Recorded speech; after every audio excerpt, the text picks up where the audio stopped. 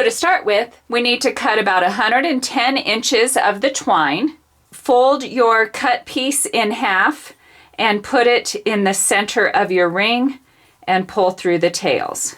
So to start with, hold the ring in your hand and have the string on the far side away from your body.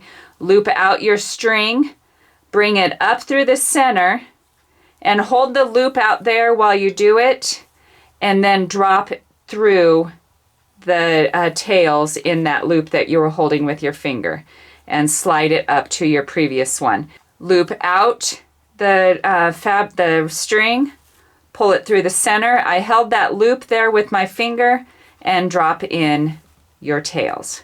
And try to adjust them as you're going to make them nice and even. Okay, one last time, loop it out, hold it with your finger, bring up the tails to the center, and drop it in through the loop.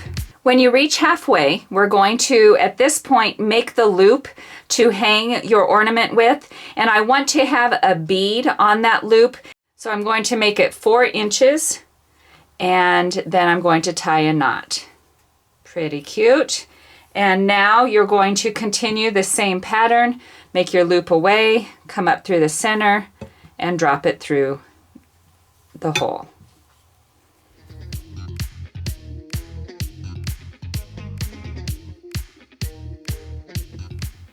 Perfect. Now we are ready for the tassel. I'm going to put a bead on these two pieces. Take my twine, and to do a tassel, I'm going to just wrap it around my hand, my fist here, and I'm going to do 10 wraps. So there's 1, 2, 3.